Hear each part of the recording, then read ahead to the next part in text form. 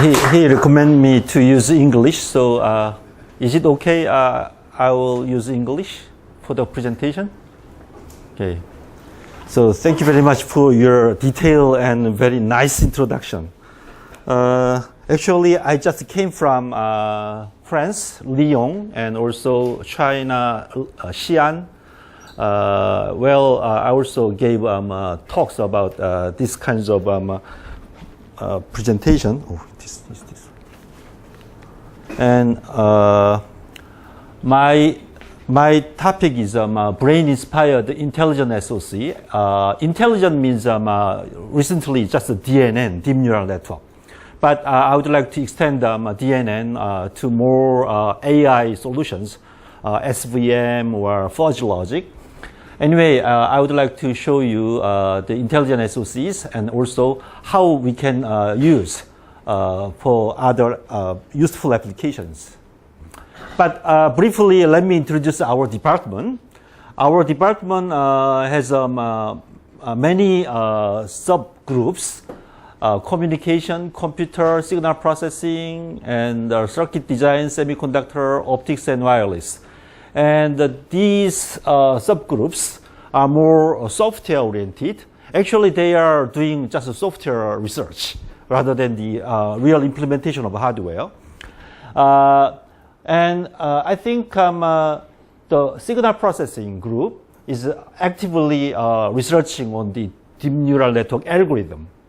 And I belong to the circuit design group and also semiconductor group. Both are very closely related with the Samsung Semiconductor division. And what I'm doing is utilizing their algorithm into the real silicon SoC. So more hardware oriented. And I think mathematics department is more higher than this level. So I'm just worried how I can explain my research topics to mathematics major. So I will try my best. This is the photo of the supercomputer. It was 1996 supercomputer, and about 2 teraflops of computing power it had. But exactly 10 years later, the PlayStation had the same capability, computing capability, about 2 teraflops. Now, the tablet can have the same operating capability. So how it is possible?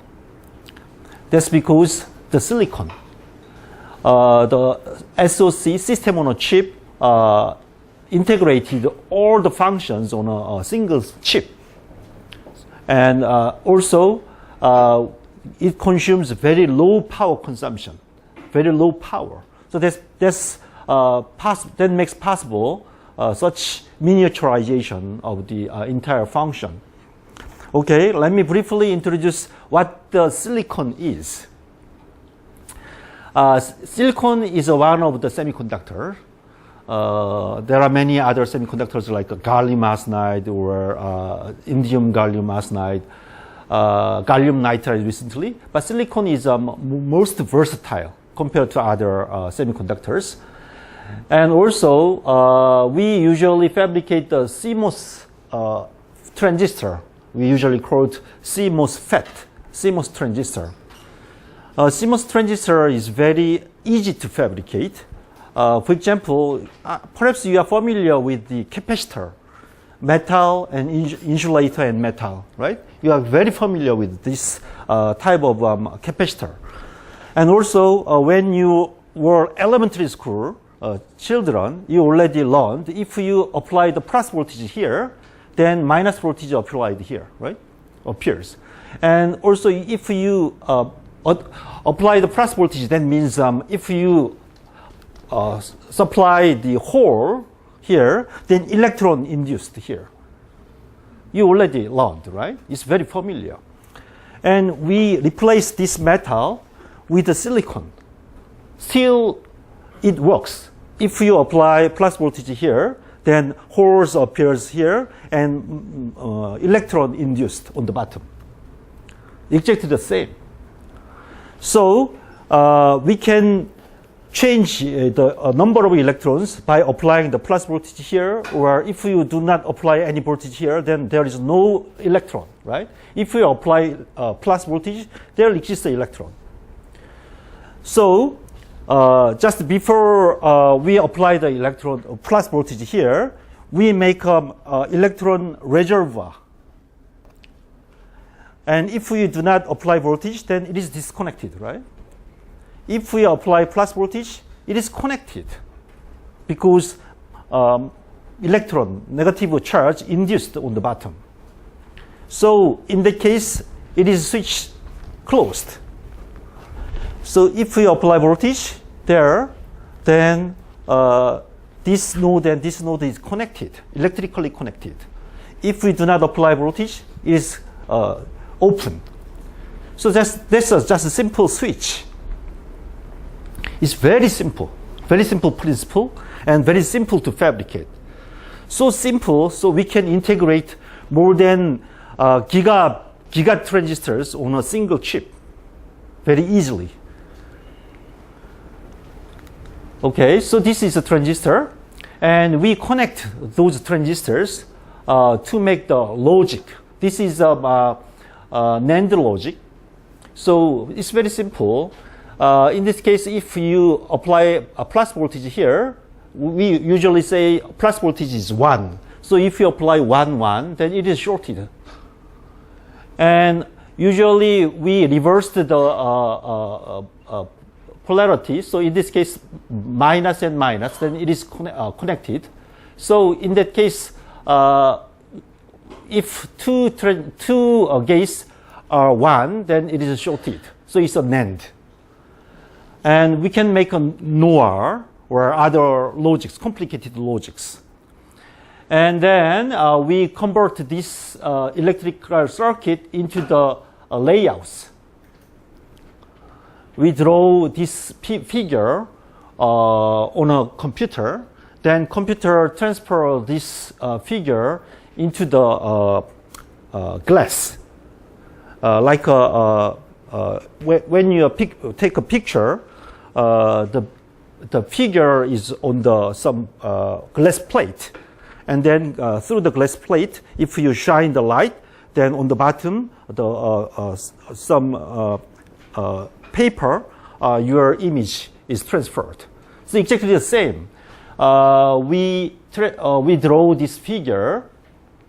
It's like this is the this is this, and this node is this node, and this is the gate, and this part is this. So exactly equivalent. And then that we usually call that glass as a mask set, and send that mask set to the manufacturer like a Samsung or TSMC, Taiwan's. Then they fabricate the chip. And if we slice out a small part of the chip, a small part of the wafer, that is a chip. So it's very easy to repeatedly manufacture the silicon chip on a single wafer. So usually single wafer, the diameter is about 30 centimeter, so quite large.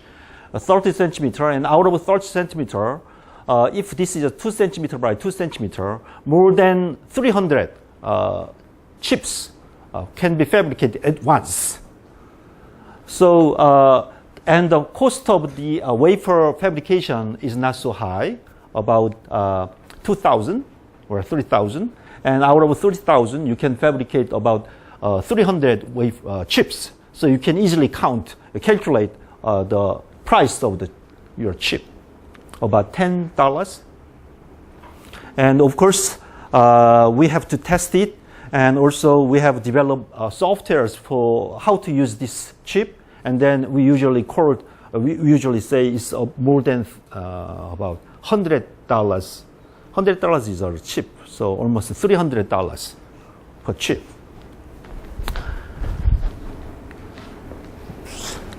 Okay, so system on chip, SoC. Recently, most of VLSI usually called system on a chip because entire system can be integrated on a single chip because the fabrication technology is so well advanced. So 1 giga transistors, we can integrate we can implement all the functions, system functions on a single chip.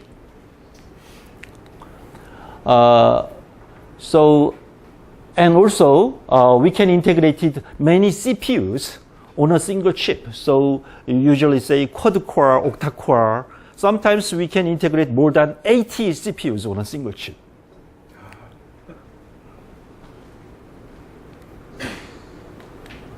But SoC requires a long time to market.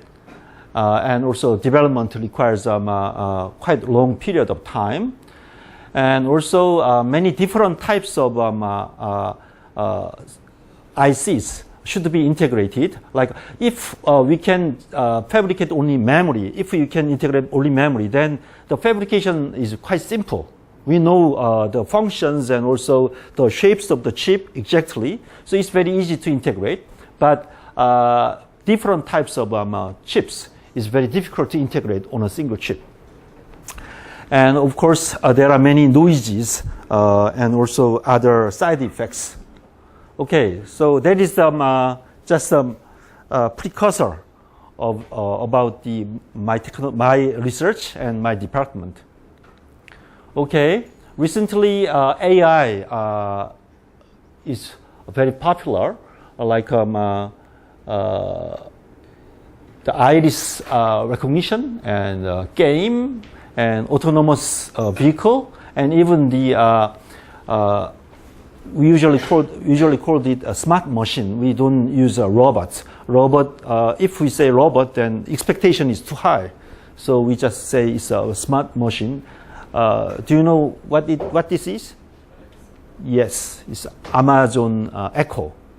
So it can recognize your voice and answer your questions. And neural network. Recently, they changed the name into the deep learning or deep neural network, but it's nothing but the neural network. And neural network is very simple. The input and weights, are multiplied together, and then summed it up, and apply some nonlinear function, and that's all. Very simple. But the neural network experienced several highs and downs. The middle of the 1950s, when the perceptron was introduced, it was regarded as the real intelligent machine. So everybody at the time expected the artificial brain is possible. But the MIT students wrote a paper. That's not true. The perceptron is very stupid, and it can solve very limited problem, like a linear problem. So the neural network was down. But in the middle of 1980, the backpropagation method was proposed, and also multi-layer perceptron, more than 3 layers of neurons, was introduced. And then at the time, the zip code was introduced. So handwritten numerical characters should be read by the machine. So at the time, neural network was studied to for the OCR, optical character recognition. And it was quite successful. But that's it.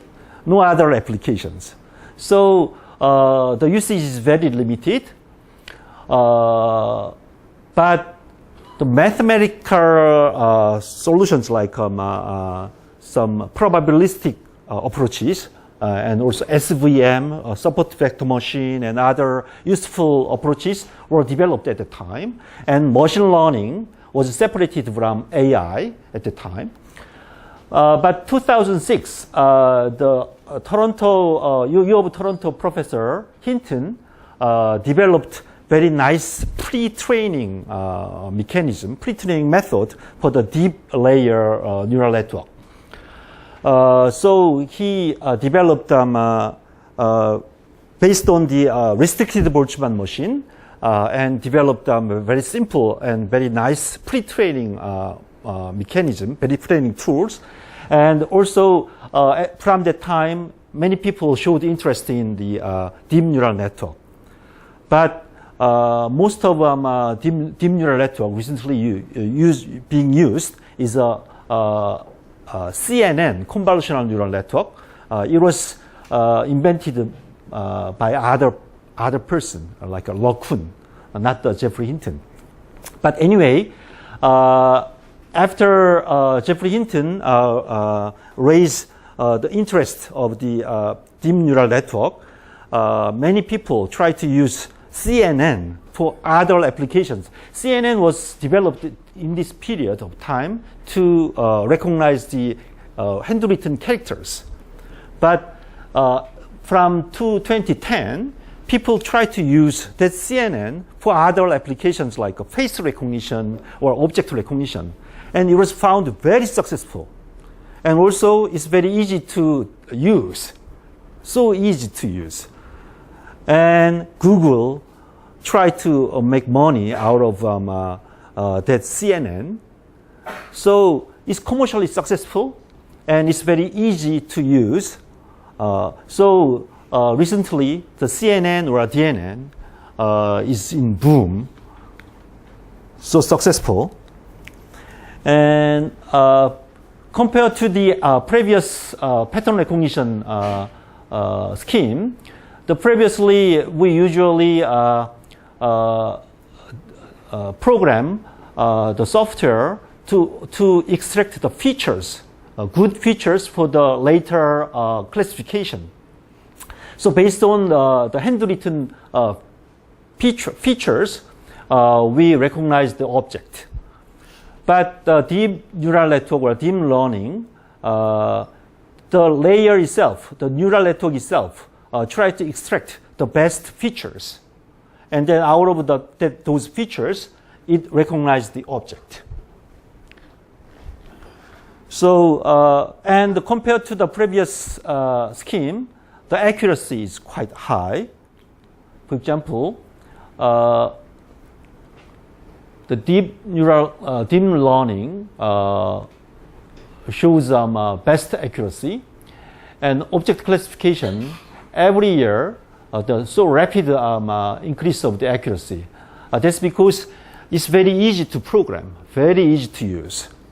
And car detection and sign recognition, traffic sign recognition, humans' accuracy is 98.84, and the DNN shows better accuracy than human being.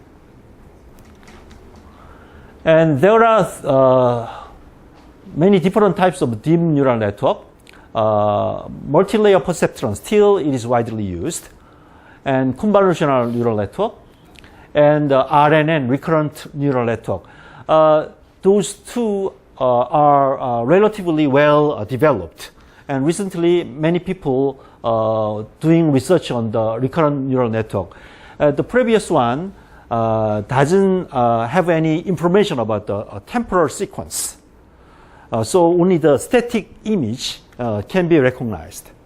But in this case, temporal information or time information can be served or can be analyzed. So sequential data, for example, like speech recognition or action recognition is possible.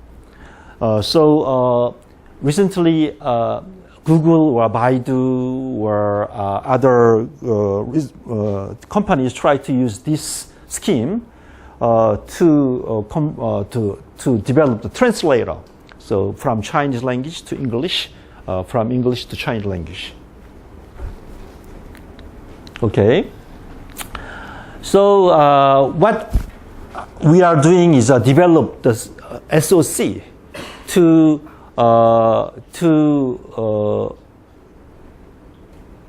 keep the accuracy, but consume less power, and of course doing the operation in a shorter time. So the local feature-based. Previously, we developed the chip for the local feature-based pattern recognition, and the memory access and the CPU operation is not so high. But deep learning case, CPU operation and memory access requires more frequent accesses and more operations.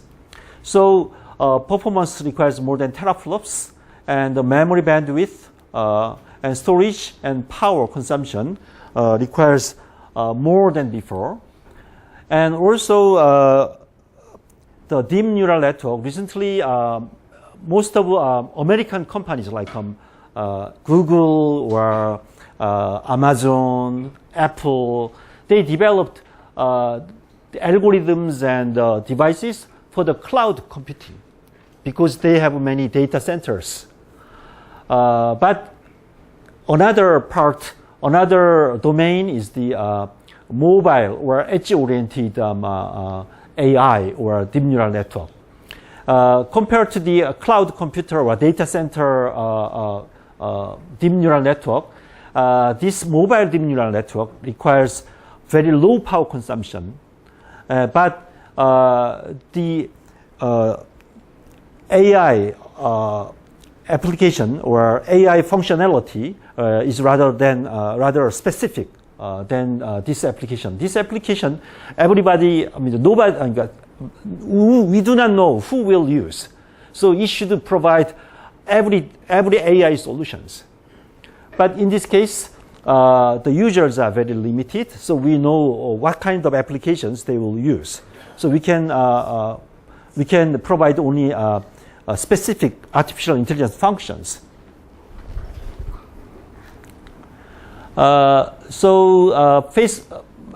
Recently, face recognition and object classification, sign recognition, gesture recognition, pedestrian detection, and car detection were the major application areas. And also the signal processing, like super resolution. Super resolution means the low resolution image the resolution of the image can be enhanced for the higher resolution through the CNN, and image denoising, or the depth generation. So the distance information can be obtained through the CNN. And also anything like a speech recognition, playing Go, even the stock forecasting is possible. But most of DNN is a CNN, convolutional neural network, and convolution operation. Perhaps you already know. There are small filter or small weight, and a part of the image, pixels are multiplied, and then summed up to give the output image. And then that multiplication is shifted and multiplied and give the other output image. So it's basically a matrix multiplication and summation. That's all. And the deep convolutional neural network. So convolutional neural layer, convolutional processing layer, first to do the convolutional operation and extract the low-level features, and then another convolutional layer obtain better or higher level features, and it is repeated almost more than 5 times, but sometimes more than 10,000, recently 10,000 times. And then after we obtain the higher level features, we use the full connection layer. Full connection layer is nothing but the conventional perceptron. Conventional perceptron or multi-layer perceptron. And then it gives the result of the recognition. So basically the convolution operation consumes about 90% of the total computation, and also the speed or power consumption bottleneck is the convolutional operation. So how to optimize the convolution operation is the key to enhance the operation or the speed of the entire CNN pattern recognition. So we usually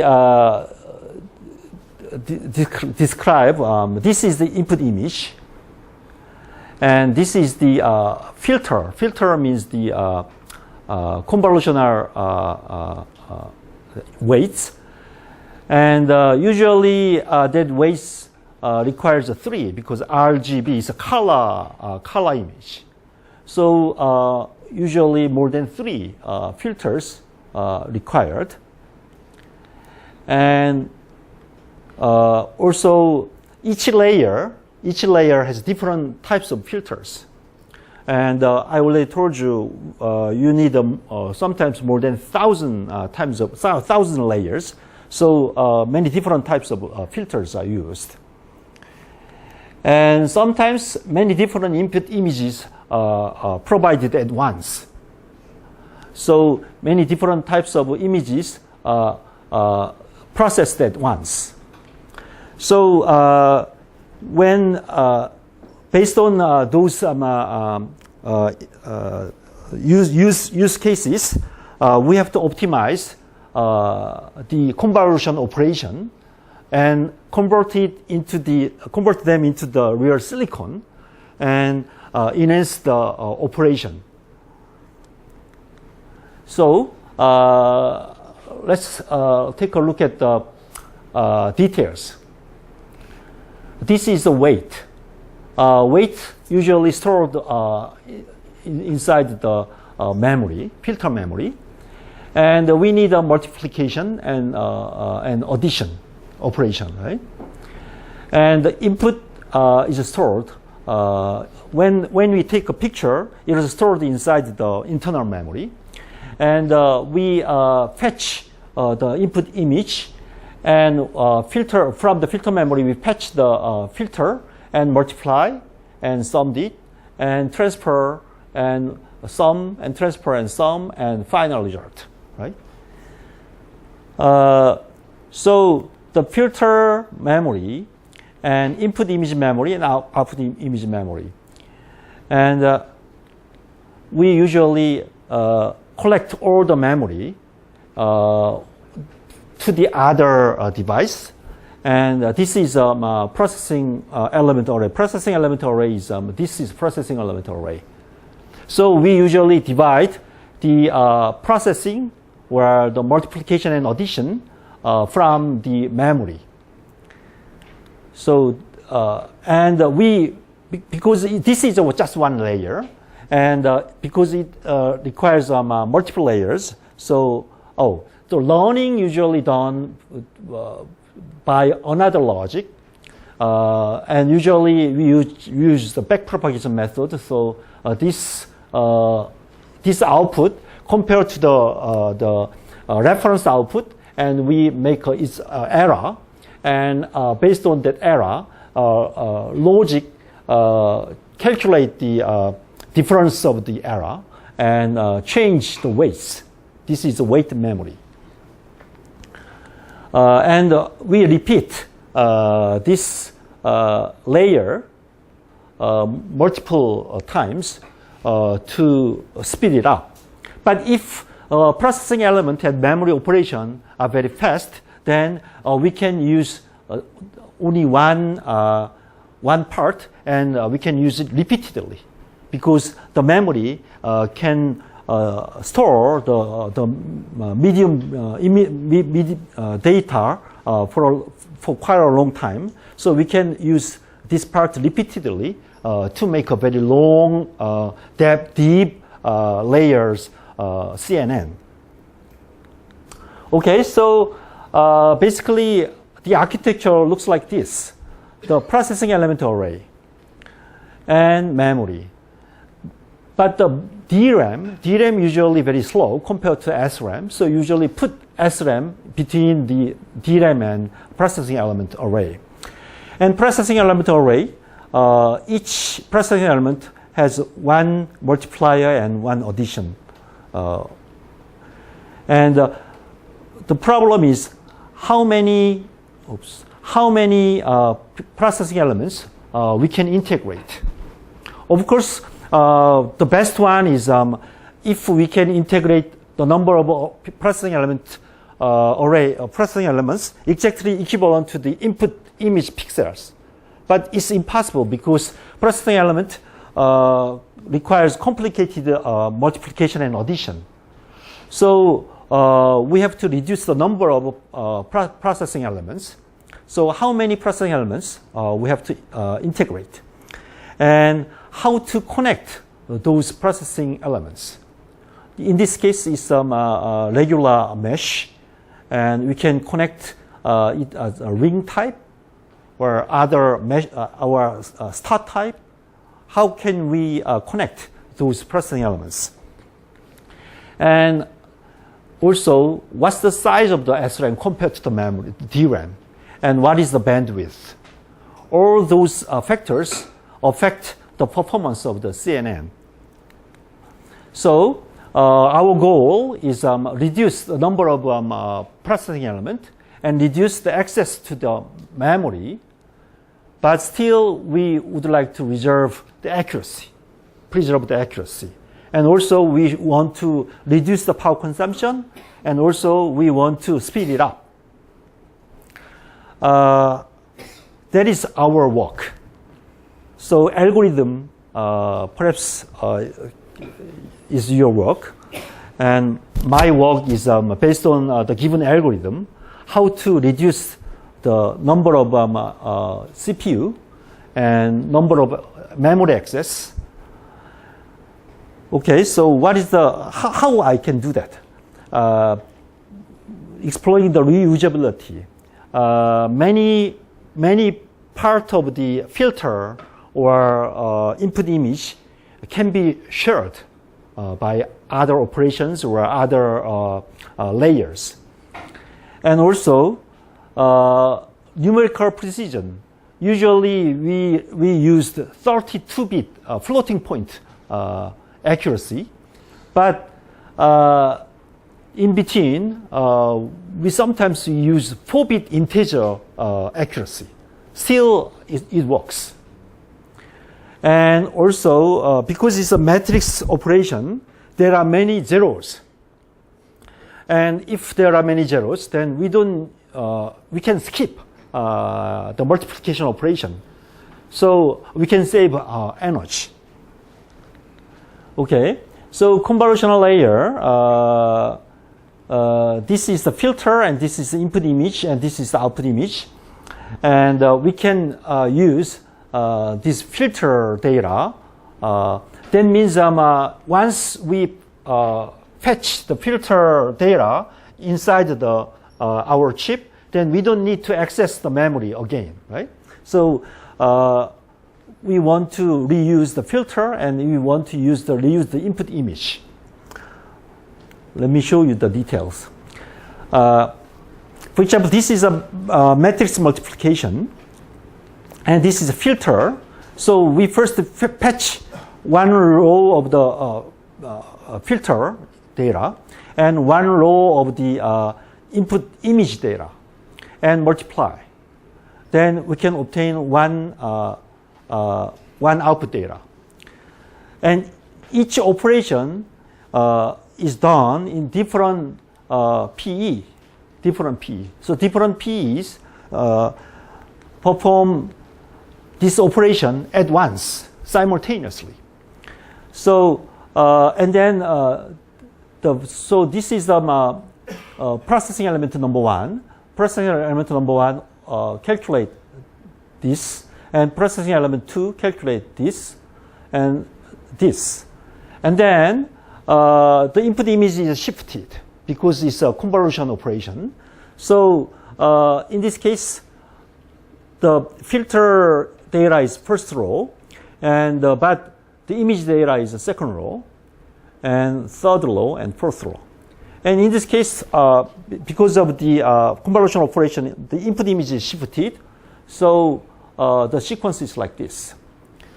So we can utilize these regular patterns. For example, the filter data can be shared horizontally. So horizontal processing element can use the same filter. So once we fetch the filter data, then horizontal processing element can share the filter data. And the input image data can be shared like this. So once we fetch the input image, then we just diagonally send those data. Then we do not need to access the memory to fetch the same input image data or the filter data. So filter can be reused. So it's the same filter data, and this is image data. And the input image data may be different. So we can concatenate the input image with the same filter. So at once we can obtain the two outputs. And also, if the input image, if we want to share the input image, then we can concatenate the filter data, and we can obtain the output data, two output data at once. And also partial sums, we can share the partial sum. That means the output is automatically added together. So let's summarize what I have shown to you. This is a neuron, and each neuron has many inputs, and also each input is weighted by weights and multiplied and summed it up. So basically, each neuron must have the multiplier and also summation operation. So if this is the input image, then each input image, one pixel, must have weight and also multiplier and adder, right? But the multiplier and adder for every neuron requires too many multiplier and adder. So we want to share these neurons. Many neurons share one multiplier and one adder. But how we can arrange those processing element compared to the weights? In this case, the first multiplication just provides a part of the total output. So the first part should be transferred to the second processing element and summed it up, and then so x0 multiplied W00 plus x1 multiplied W01 plus x2 multiplied W02 plus x3 multiplied W03. There is a y0. So in the case, the partial sum is transferred. But in this case, all the input data and all the weight data supplied to the processing element, and each output is one-to-one mapped to the processing element. So based on the different assignment and different architecture, performance is different. Of course, this shows best performance, but it consumes very high power. Sometimes this requires the partial sum transfer, so then may incur some delay. In this case, the output can be obtained quite fast. Also, we calculate the CNN by varying the integer precision, or precision. So 32-bit floating point, 32-bit integer, and 16-bit integer, and 8-bit integer. And we found 16-bit integer still almost the same accuracy. So we may change the precision, and compared to the 32-bit floating point operation like multiplication and addition, 16-bit integer multiplication and addition requires very small silicon area and is very simple compared to the 32-bit floating point operation.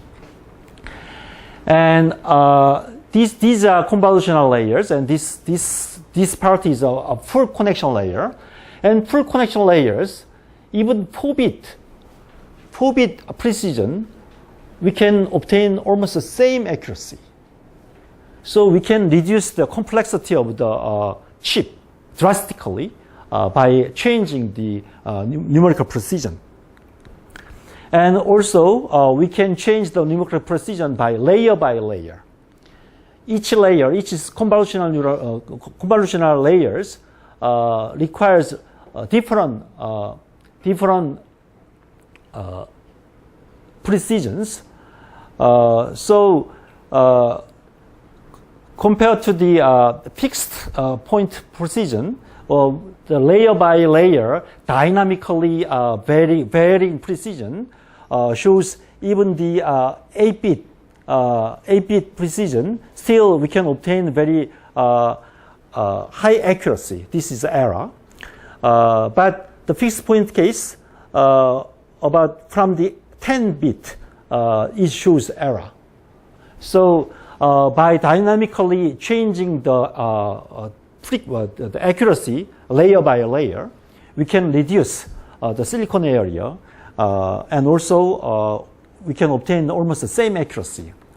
So we can reduce the ALU cost. That ALU cost means area of the silicon, and minimize memory access cost. That is usually turns up the delay, time delay, and also power consumption. So we can reduce the area, and we can reduce the power consumption, and we can fast the operation. And also, as I explained, there are many zeros inside the matrix. Sometimes more than 90% of the memory matrix elements are zero. So in the case, we don't need to do any multiplication operation, right? Because it's a zero. So, and also, in order to increase the accuracy, we usually do the pruning. Pruning is we randomly select the neurons, and first that output is zero. And by applying the pruning, we can increase the accuracy. Because without pruning, the weights can be at the local minima, but this randomization can guarantee the global minima. So that's why we apply the pruning. And pruning also generate many zeros. So, and also we apply the data compression, because the weight data sometimes quite long, so we apply the special algorithm like run length compression or Hoffman encoding to reduce the memory access. So, for example, for the sparsity for the exploitation of the zero, when we detect the zero from the input image, from the matrix, then we disable the multiplication. So we can skip the multiplication to reduce the power consumption of the multiplier. Okay. And I explained the deep learning, and deep learning is a part of the AI, as I explained. And deep learning is a part of the machine learning, actually. So in the machine learning, there are many other methods like SVM or Bayesian learning, decision tree, K nearest neighbor, and also inside of AI, there are other schemes like searching, planning, fuzzy logic, genetic algorithm, and also this is artificial intelligence. It's different from the natural intelligence. Natural intelligence, where our brain is natural intelligence. Natural intelligence, neuromorphic or attention-based processing. Other useful schemes we can get from the nature intelligence. So we can utilize other schemes to enhance the intelligence of the silicon chip. He's the von Neumann, and when von Neumann first invented the current computer architecture, he also thought about the brain. This is his biography. His biography is titled The Computer and the Brain. And what we are doing in Kaist, our group, is integrate the von Neumann architecture with the deep neural network or other AI schemes. The conventional von Neumann architecture is very good at the numerical calculation. It's good for the precision systems, but it's very bad at the approximation or pattern recognition. Our brain is bad at the numerical accurate calculation, but it's very good for the approximation or just a guess, pattern recognition. So what I want to do is integrate them together on a single chip. So even the human being has a left brain and right brain. And right brain is the neural network like. So emotional brain. Right brain, usually imprecise, uncertain, and ambiguous problems. It's good for the solving that kinds of problems. Left brain is a logical brain. It's good for the logical and numerical calculation. So I want to integrate them together on a single chip. Of course, it's very complicated.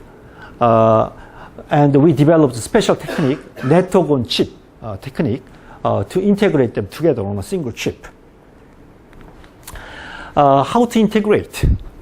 This is von Neumann architecture, and this is the deep neural network. So we can integrate them in parallel. And the deep neural network usually provides some prediction based on its guess, based on its approximation. And von Neumann architecture doing very detailed calculation and feedback to the deep neural network for the learning of the deep neural network. And also,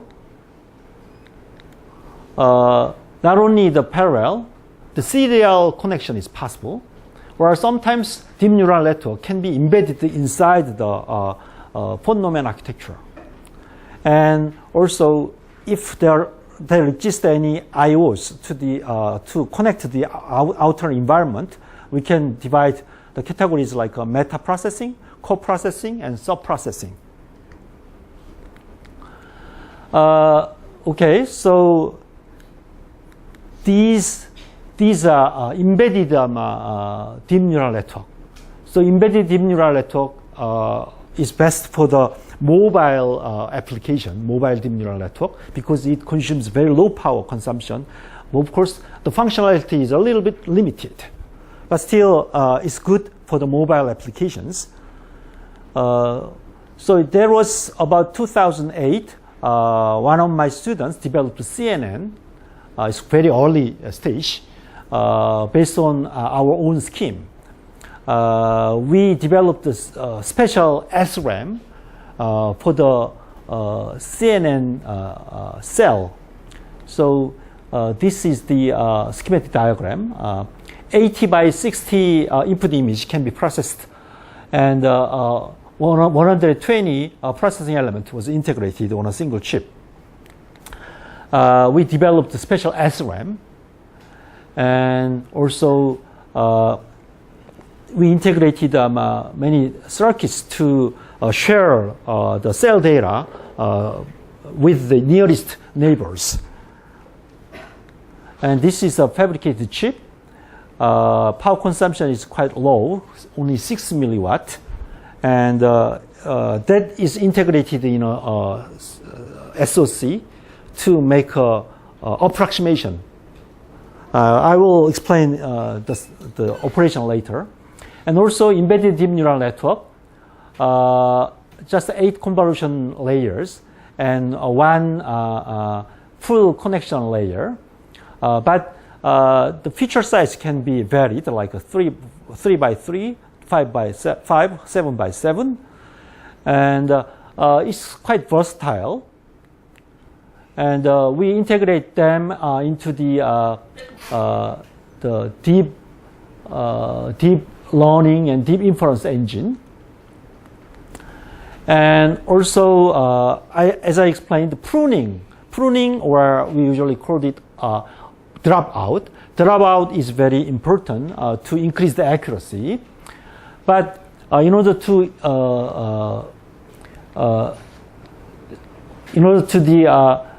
enhance the accuracy, the dropout or the select of the neuron must be done randomly, really randomly. So true random number generation is necessary, but true random number generation is very difficult. But we developed a special circuit. This is just a SRAM circuit, and when we force the SRAM cell into special condition, then it's in the metastable condition. So then metastability can be interpreted into the randomness. So we enhance in order to enhance the randomness, we put other circuits, and we found it passed all the randomness test package, and 1.6% error rate increase. And this is the chip, complicated chip, and a very small area is occupied by the true random number generator. But still, this small area changed the operation and also characteristics of the entire chip. And also, we designed a support vector machine based on the Gaussian kernel. Perhaps you are familiar with SVM, right? Or not? And so compared to the linear kernel, the Gaussian kernel or nonlinear kernel can enhance the classification capability. And Gaussian kernel is very difficult to implement through the software or through the computer. But we designed a very simple circuit, just a 2 transistor. We can make a Gaussian configuration. And because it has a four-dimensional Gaussian. So four different types of four different simple two transistors are stacked together to make four-dimensional Gaussian shape. So we can drastically reduce the number of transistors, and we can drastically reduce the power consumption. Of course, its operation is very fast. And also, we can teach the analog circuit through this digital controller. So we can change the Gaussian shape by programming. So it's a slope and the height and width. You can easily change the Gaussian shape. And this is the mixed mode SVM. Mixed mode means analog and digital used together. So we call it analog digital mixed mode. Analog digital mixed mode. Okay, so so from now on, I would like to show you the applications, how we can integrate all those artificial intelligence blocks and our CPUs together to obtain good performance.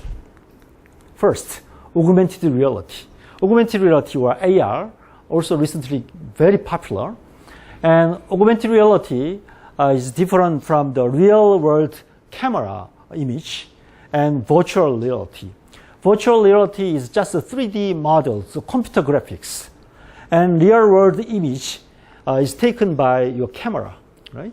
And augmented reality is combination of the real world image with the 3D graphics image.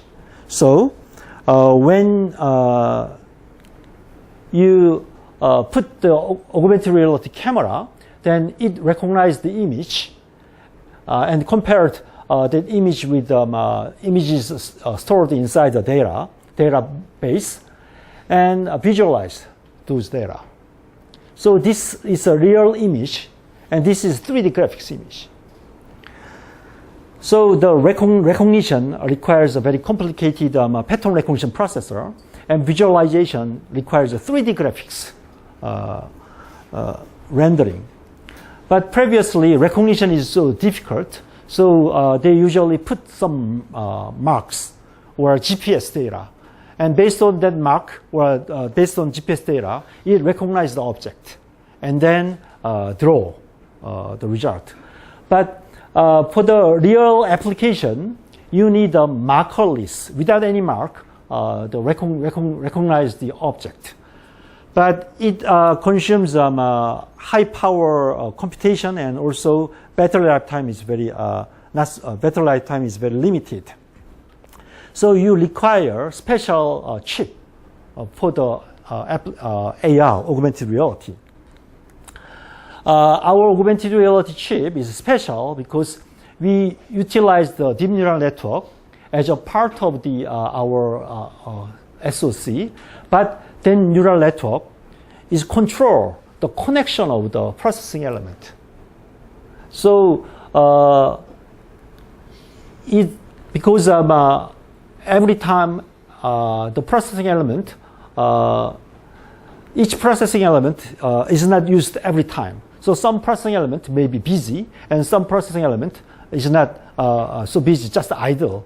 So it recognizes that kinds of a situation and divide the workload and send that workload to the idle processing element to speed it up. That DNN is a neural network-based scheduler, and it predicts the workload and then redistribute those workload to each processing element. This is the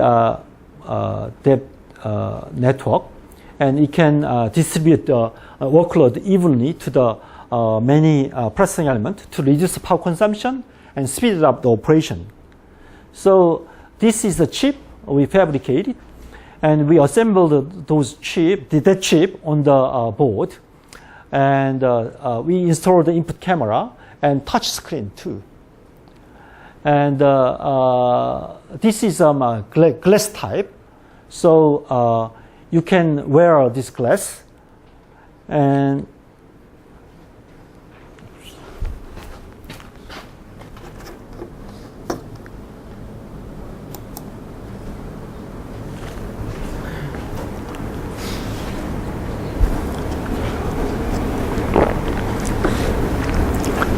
this is a Kaist bookstore. So we visit the Kaist bookstore with these glasses on.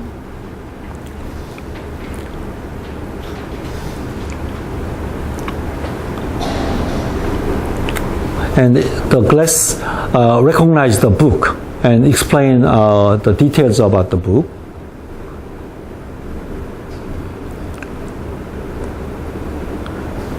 Okay, it recognizes that car and display.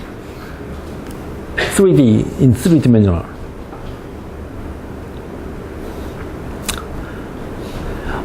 Marker-based augmented reality is impossible because there is no information about the direction of the eyesight. It's very fast. Yes, very fast. So they are doing real time. Yes, real time, yes. And also the Lego shop. It's very difficult to assemble the Legos, right? But when you wear these glasses on, you can see the already assembled toys.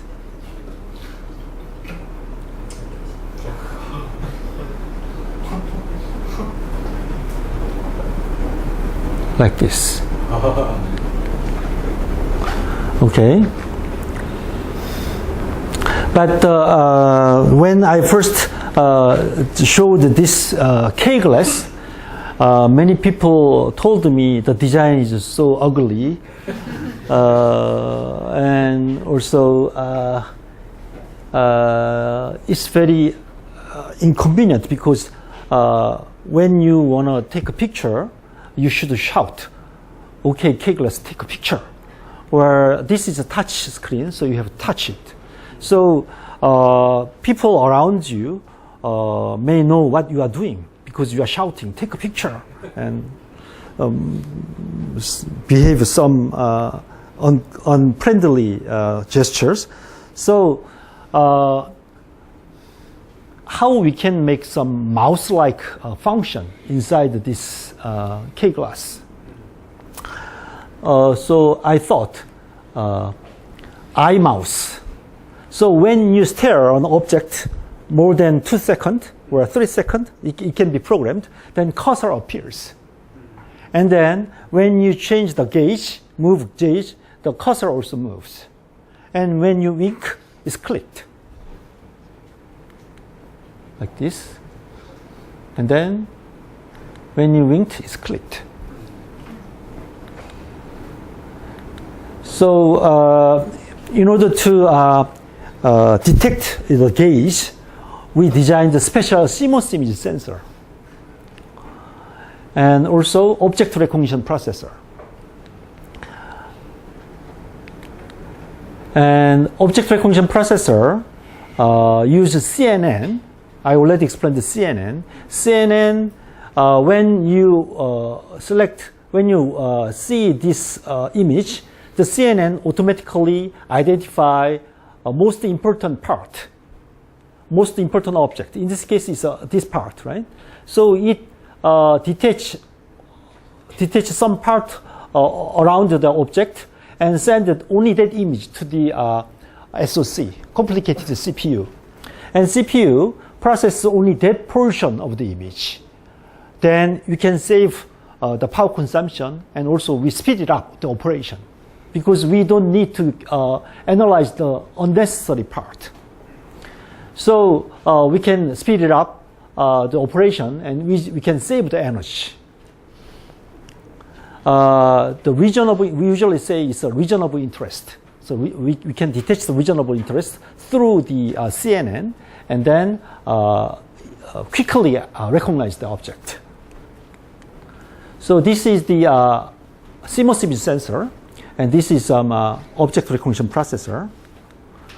But in this case, I spent some money for the design. So it looks nice, right? Not ugly actually. In order to recognize the gaze, we need infrared. So infrared light shine through your eye, and then this image sensor recognized your gaze. So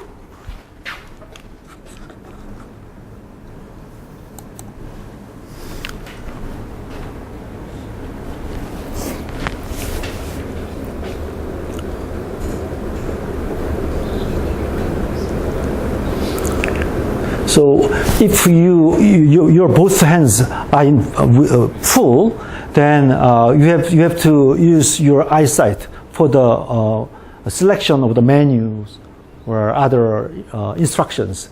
So, for example, just use the gaze. You can select the menu. The manual of the car repairment. So the car repairment manual tells you how to repair your car. And just follow the instruction.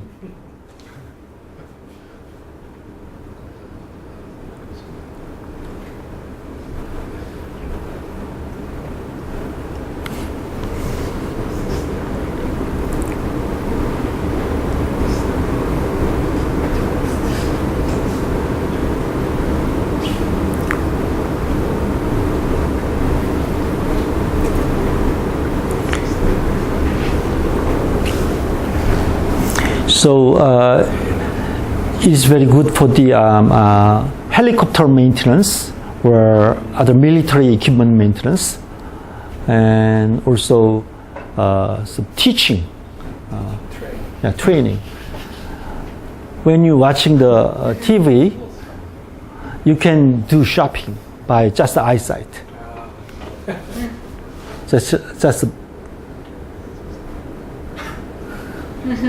push the click, and you can go to the web to buy that clothes.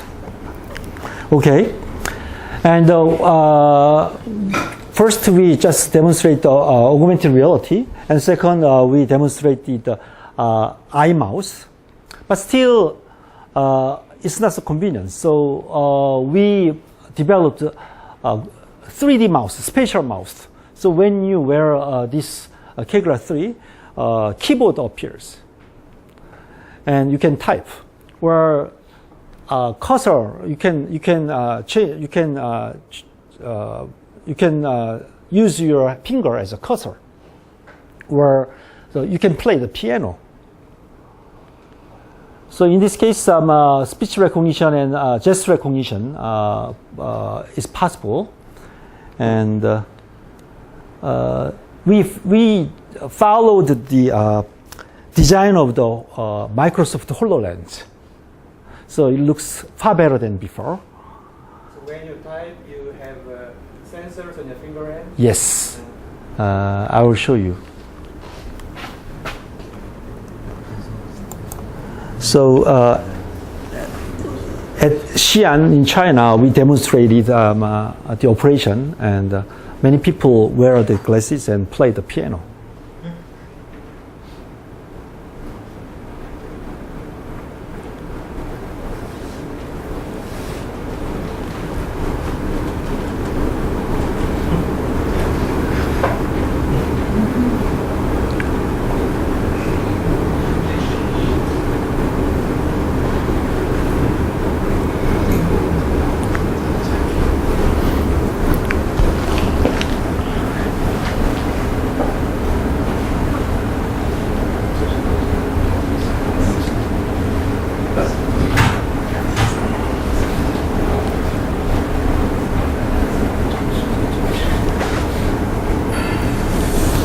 I think it's good for handicapped. I'm not sure. Man, yeah, because using the eyeballs without using glasses. But they have to use finger.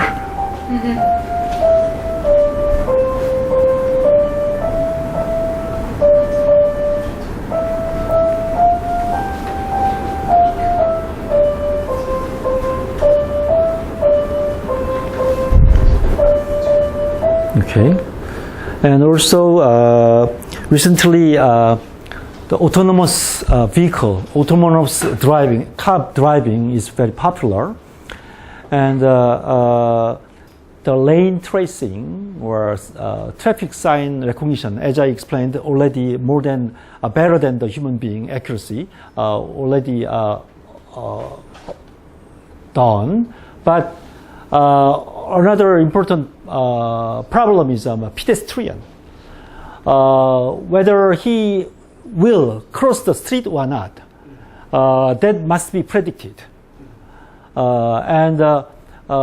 We developed a special chip to the pedestrian's trajectory prediction.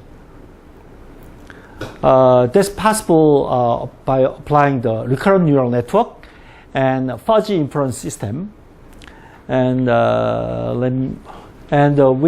this is a Kaist autonomous vehicle, and we installed this chip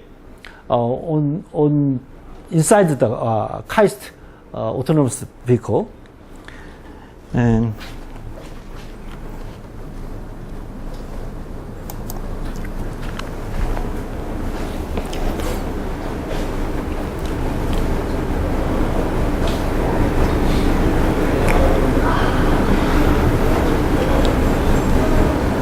without this chip, many objects are detected, and the car CPU must calculate every object. But frankly speaking, those objects are not dangerous. It's not risky. So we have to consider only these objects because it's very dangerous. They are only dangerous. So we put the numbers to identify the risky factor.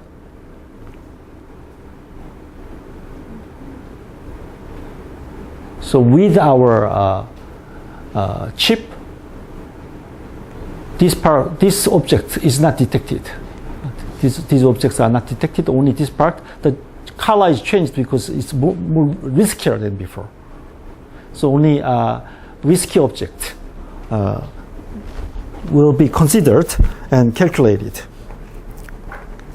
Okay, so my group with about 10 graduate students, every year we designed and fabricated very complicated chip and successfully demonstrate the system operation at San Francisco. I think that's all. Thank you very much.